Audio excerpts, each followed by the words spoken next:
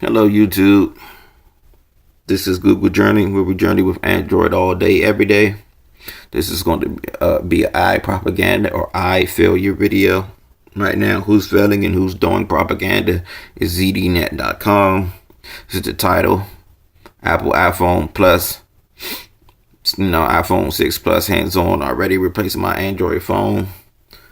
And we're going to scroll down here, talk about his first impressions. He already said he was going to get the phone before anything else came out, before anything of that nature. He's supposed to be a tech site that reviews things and all sorts of crap like that, but he's already just going to do this without even reviewing any other phone that's been there and that's going to come out. I already can see the BS right there. Now we're going to go down to where it says hardware slippery when dry. So we're going to get in, but you might can read it. I don't know, but I'll read certain parts of it. The hardware inside the iPhone 6 Plus is not revolutionary. In many ways, it's playing catch up with the competition, and Apple has caught up. Did you just hear that? That doesn't make any sense whatsoever. That it said it's not revolutionary and it's playing catch up, but now it's caught up because he's not talking about an old iPhone. It says the iPhone 6 Plus is not revolutionary in many ways and it's playing catch up, but now it's caught up. That doesn't make sense. And he talk about how the latest CPU from Apple is fast and it works well with iOS 8, which we know that they're having a giant lag problem with the 6 Plus because they're pushing, full HD on 1 GB RAM. They're going to say it's not the RAM, but the RAM is part of it. It can be a software issue too, but there's an issue with it. He's not talking about that, and there's an issue with everyone's phone, everyone's picture zoom. There's not just one. Everyone's having a problem with some sort of lag from it. iOS 8 is buggy, but he's not going to tell you all that. Then he tells you he comes from a Galaxy Note 2, a phone that came out, over 2 years ago, but he's a reviewer and he just automatically went from that to that. You would think he would keep up more with the technology and such. But you're not going to talk about that because he's going to say that it's an upgrade from his Note 2 to that. Because it's 2-year-old technology, and even though, some of the technology in Apple phone is 2 years old and older, but he's going to go in against a 2-year-old model into a 2012 model to a 2014 model. It should lose, but he's going to make sure he talks about that when he's talking about the Galaxy Note. And I don't mind even that to be too large or to be uncomfortable. Is much bigger than the Note 2 when compared to them side by side. And the Note 2 was pretty big because they made them smaller.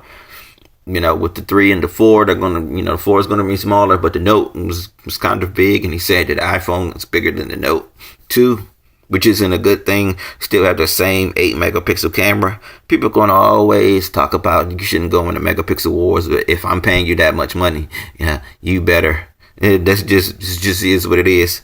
And then he bought the 120. Was it the 128 gigabyte version? He said he doesn't need that much space, but he brought it as cool to have it, which doesn't make any sense at all because he spent $500+ on that phone when you can go get a Note for, a Note 3, and I'm pretty sure that you can wait a month or so. The Note 4 will come out. It'll be $200, and you can go get yourself a 128 gigabyte memory card and put it inside of there and have more space for way less money. You'll probably pay like $300 total for the whole thing, where you pay $500 for this with less specs. So that doesn't make any sense at all. But we're going to keep doing it. He says he's talking about the 8-megapixel camera is no match for the phones found on Nokia, but it works for me. Then he's going to make an excuse why he says I'm no photographer, and Apple has done a good job to, for my lack of experience, but pretty much all these phones are like touch and shoot and things like that. But they're always going to talk about the megapixels, how it's fine, it's not fine. We know the optics and how big the lens is plays a part in it, but so does megapixels, especially when you're zooming in. You actually need those pixels, but they're not going to bring that up. He's going to keep on looking at this, talk about the case. The graphics display smoothly. There's no lag whatsoever. That's a lie. We have tons of videos of showing the lag and when it stops, but he's not going to talk about that because he comes from a 2-year-old phone. He's going to make sure this is better than that. But he didn't really buy it for the software because the hardware, because the hardware is behind and it's lagging, but it's caught up, which he doesn't make sense. But he's going to go with software is the key. Now, the reason he brought this is because of the software.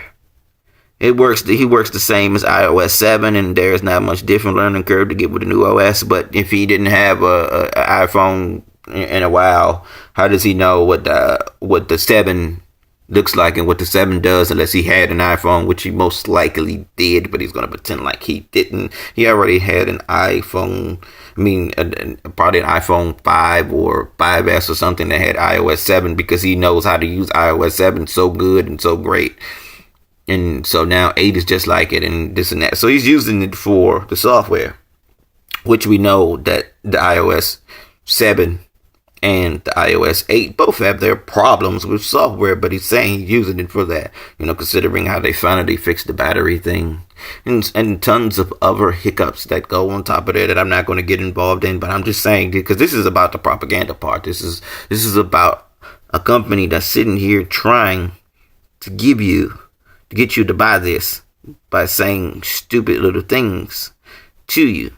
And now they're talking about apps, and more apps. This is why he did it. Now he said the big scream of the Apple 6 Plus is wonderful working with apps. It's really easy to see. So when you're saying it wasn't easy to see from him at first, and now you're praising them. You were praising them at first for the small phone. Now you're praising them because it's easier to see. You said the screen was good in the first place. So this is what I'm saying. You can't trust none of these people because, one, they're invested in Apple, so they're going to make sure that Apple succeeds because they want their stocks and their dividends and things like that.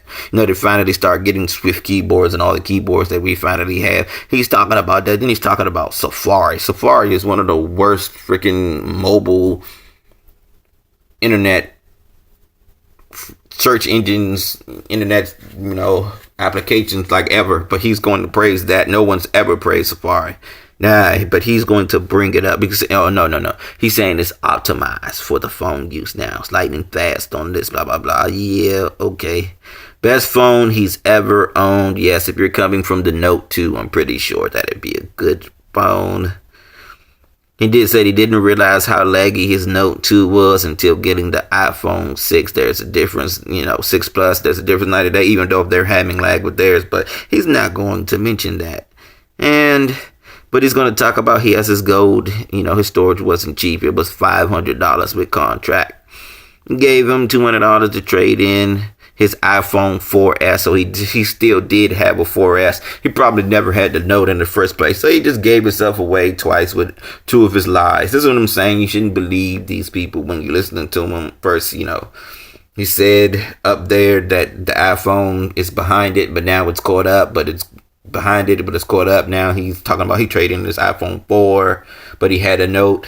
So you can't really believe any of these people. They're paid by Apple, or if they're not paid by Apple, they have stock in Apple and they're going to make sure that they get their money's worth from it. Because you got to understand this. Samsung doesn't do business on our stock exchange. Another reason why everyone's always don't want to really praise Samsung or bash them or something, because they don't trade on our stock exchange, so it's hard to make money from Samsung, but you can make money from Apple because Apple's right there. If you got enough money, you can go right now and buy some stock in Apple. And the more you have tech sites like this telling you should go get it and it's the best thing ever, and more people will buy it and make the stock split and they will get money. This is what they're doing. They're not helping you. They're helping themselves. Stop believing all the propaganda. Look at the videos on YouTube and see the people using them for themselves, and you get your review from them and not from these people. All right. Later, YouTube.